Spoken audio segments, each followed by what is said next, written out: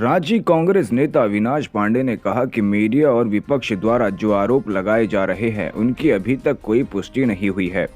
Party की तरफ से स्पष्ट तौर पर कहा गया है कि ये धीरज साहू का निजी मामला है, उससे पार्टी का कोई लेना देना नहीं है। देखिए, जितने भी मीडिया में और हमारे विपक्ष द्वारा जिस प्रकार के भी आरोप लगाए जा रहे हैं, अभी तक किसी प्रकार से ना ही ऑफिशियली कोई पुष्टि हुई है। और एक चीज मैं स्पष्ट कर दूं, इसमें पार्टी ने बहुत ही स्पष्ट स्टैंड लिया हुआ है कि ये धीरज साहू जी का निजी मामला है, उससे कांग्रेस पार्टी का कोई भी लेना देना नहीं है। लेकिन दुर्भाग्यवश जिस प्रकार से बयानबाजी शुरू है, इसके ऊपर में जब भी इनकम टैक्स जो भी ऑफिशियल डिपार्टमेंट है उसके बाद में जो भी फाइनल इसके बारे में रिपोर्ट देगा,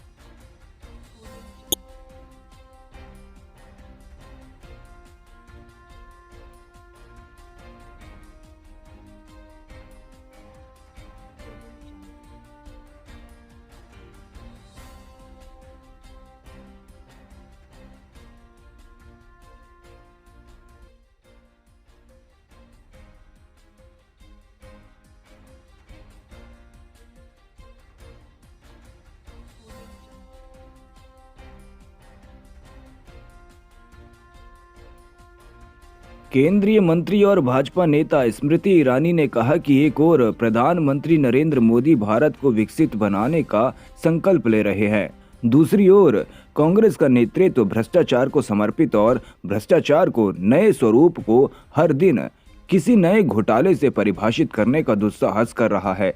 इंसान के साथ साथ मशीन थक गई, लेकिन कांग्रेस के भ्रष्ट नेता के घर से अभी भी पैसा बरामद हो रहा है।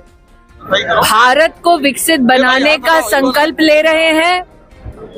एक ओर नरेंद्र मोदी देश के हर नागरिक, हर परिवार को समृद्ध और सुरक्षित करना चाह रहे हैं, दूसरी ओर कांग्रेस का नेतृत्व भ्रष्टाचार को समर्पित और भ्रष्टाचार को नए स्वरूप में हर दिन किसी नए घोटाले से परिभाषित करने का दुस्साहस कर रहा है।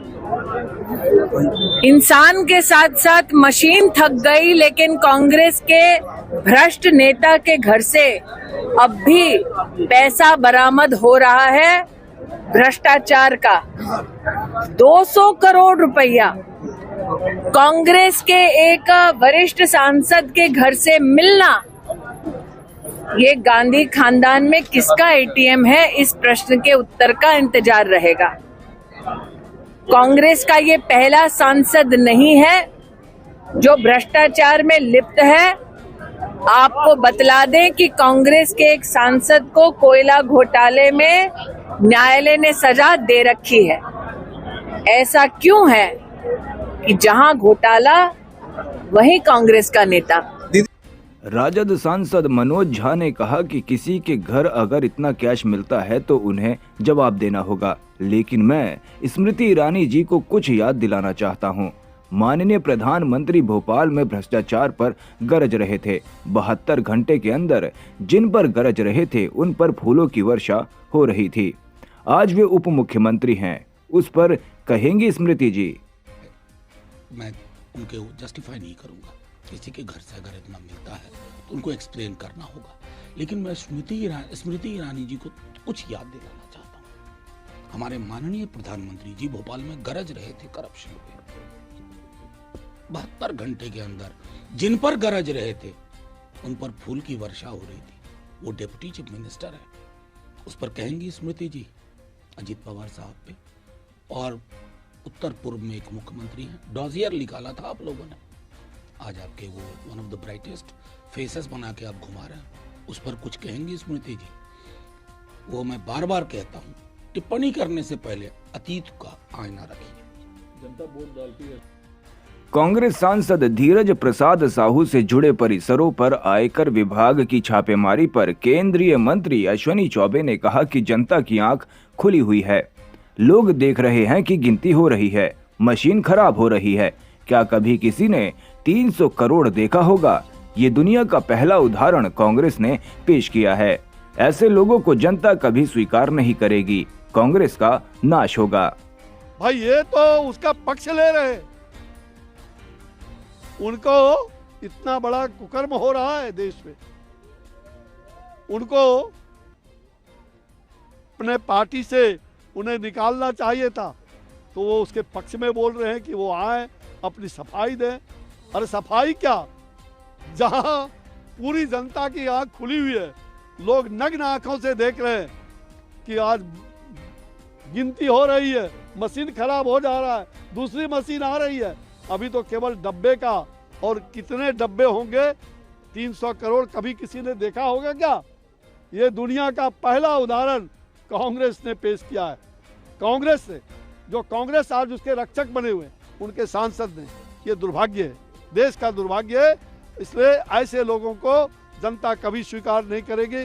खून चूसने वाले को, जो गरीबों का खून चूस करके अट्टालकें और बड़े इतने करोड़ों रुपए जो अर्जन कर रहे हैं, उसको तो जेल जाना ही पड़ेगा।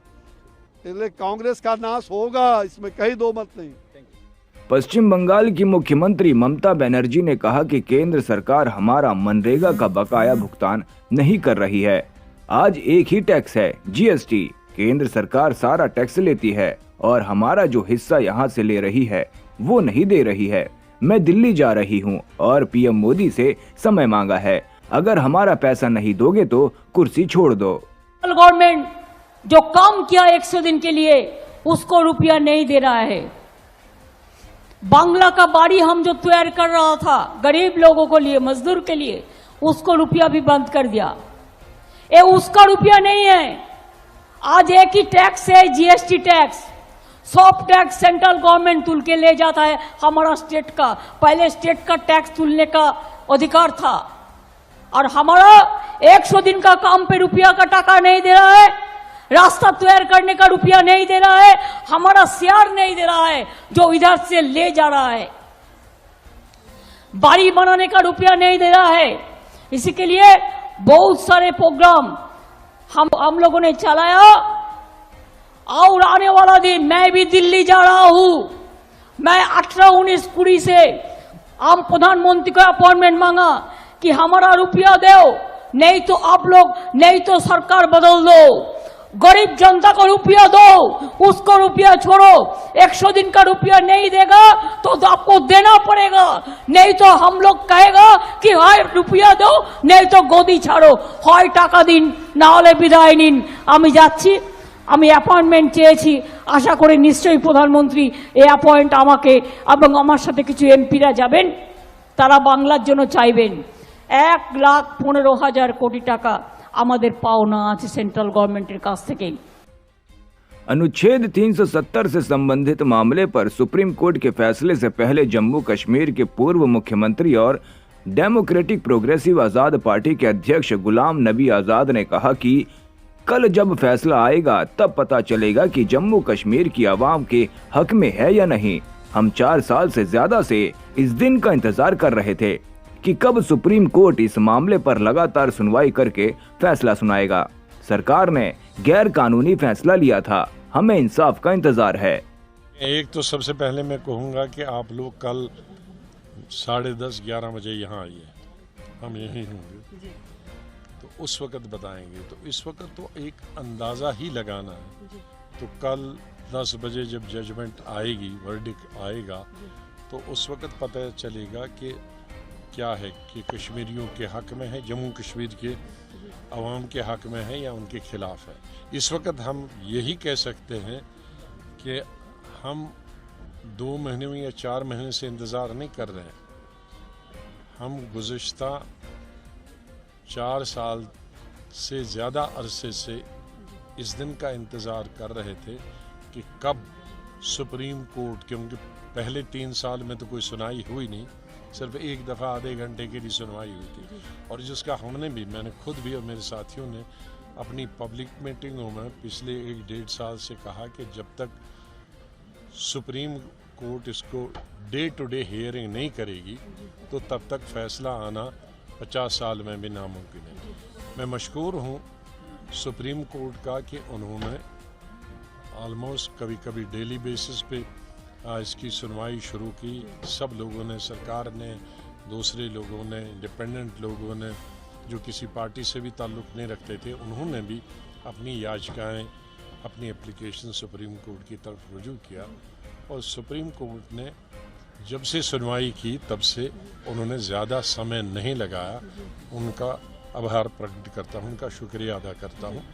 लेकिन इस तवक्को के साथ कि जो सरकार ने गैर कानूनी फैसला लिया था, क्योंकि ये पावर्स असेंबली की इलेक्टेड गवर्नर के पास थी, नॉमिनेटेड गवर्नर के पास नहीं थी, स्टेट को भंग करना और रिकमेंड करना। तो उस तरीके से ये अनकॉन्स्टिट्यूशनल है, और बहुत भी कई चीज़ें हैं जिसकी वजह से अनकॉन्स्टिट्यूशनल। तो कॉन्स्टिट्यूशनल और अनकॉन्स्टिट्यूशनल कौन फैसला करेगा, ये सुप्रीम कोर्ट की ही बेंच कर सकता है। तो उसका इंतज़ार है हमें इंसाफ का कि जम्मू कश्मीर के अवाम को 370 और 35A जो हमसे छीना गया है, जिसमें नौकरियां भी हैं, जिसमें ज़मीन भी है, उसमें जो हमारा हक, एक्सक्लूसिव हक था, उससे हमें महरूम रखा गया है, उसका इंतज़ार हमें 4 साल से ज़्यादा से है। उसका हम ये अभी उम्मीद करते हैं, और पूरा सुप्रीम कोर्ट पर ये विश्वास है, ये भरोसा है, ये उम्मीद है, ये तवक्का है उनसे कि वो हमें अपना हक देंगे जो हमें कॉन्स्टिट्यूशन में दिया था, हमारे मुल्क के कॉन्स्टिट्यूशन में, हमारी रियासत के कॉन्स्टिट्यूशन। ये कहना भी गलत होगा कि ये अनकॉन्स्टिट्यूशनल है। जिन लोगों ने, जिन फ्रीडम फाइटर्स ने हिंदुस्तान का कॉन्स्टिट्यूशन बनाया है, तो वो अगर ठीक है तो ये 370 भी उन्होंने ही बनाया है। उसमें भी हिंदुस्तान, हमारे मुल्क के कॉन्स्टिट्यूशन में भी 370 है, तो उन्होंने ये बनाया, उनके साथ नेगोशिएट करके बनाया है। तो उन्होंने, यहाँ के वालों ने यहाँ रखा, और हमारे मुल्क के कॉन्स्टिट्यूशन बनाने में हमारे हिंदुस्तान के कॉन्स्टिट्यूशन में रखा। तो अगर वो कॉन्स्टिट्यूशन सब ठीक है तो ये कैसे गलत था। आज़ाद साहब, आपको रोकना चाहूँगी, इतना ज़रूर पूछना चाहूँगी, अगर फैसला कल हमारे खिलाफ आया, क्या हमें आज़ाद साहब लोगों के साथ, अपोजिशन के साथ सड़कों पे नजर आएंगे? वो हम कल बताएंगे, वो आज कैसे बताएंगे? वो हम कल आज कैसे बताएंगे?